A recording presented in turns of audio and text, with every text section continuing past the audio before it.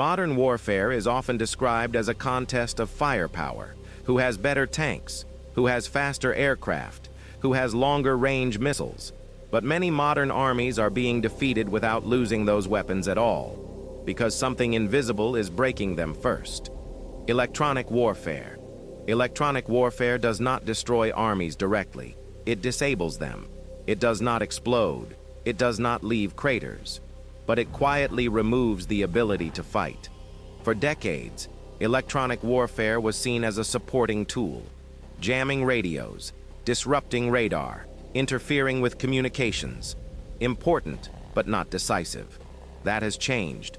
Modern armies are now built on electronics, sensors, networks, data links, navigation systems.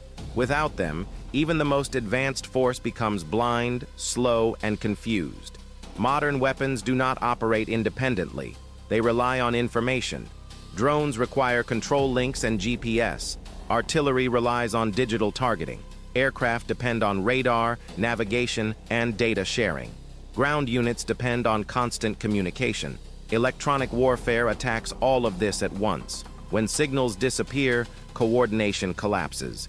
Units cannot communicate. Targets cannot be confirmed. Orders arrive late or not at all. Firepower still exists, but it cannot be used effectively. This is why electronic warfare has become so dangerous. It attacks the nervous system of modern armies. Navigation is one of the first casualties. GPS disruption forces vehicles and aircraft to rely on backup systems. Precision weapons lose accuracy. Drones drift or crash. What once required advanced missiles can now be achieved by denying signals. Communication is the next target. Modern command relies on speed. Decisions are made in seconds, not hours. When communication is disrupted, speed disappears. Commanders lose situational awareness. Units act independently. Coordination breaks down. This creates hesitation, and hesitation kills. Electronic warfare also reshapes the battlefield indirectly. When drones lose signal, reconnaissance collapses. When sensors are blinded, artillery fires blindly.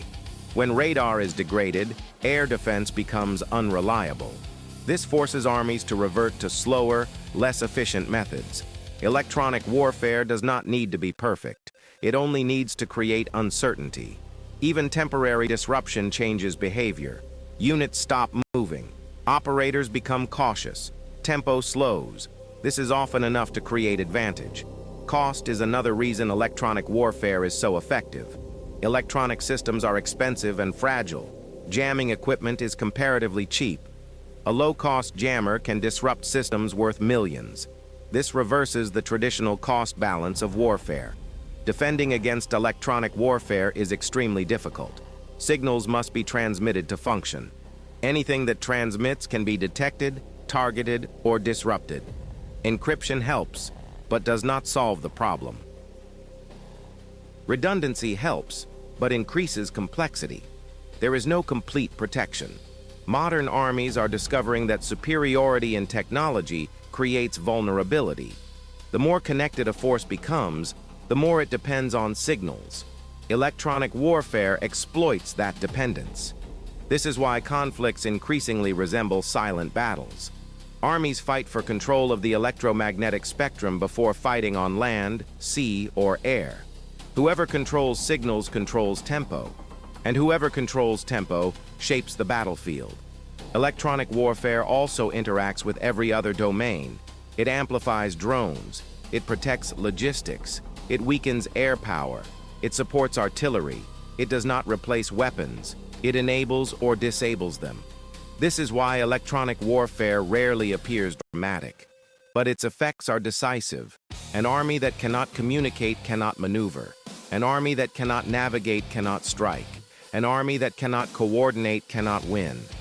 Modern warfare punishes visibility and connectivity. The same systems that provide advantage also create weakness. Electronic warfare exploits that contradiction. The future battlefield will not be decided by who fires first. It will be decided by who stays connected, or who disconnects the enemy first. Electronic warfare is no longer a support function. It is a battlefield in itself, and it is quietly breaking modern armies,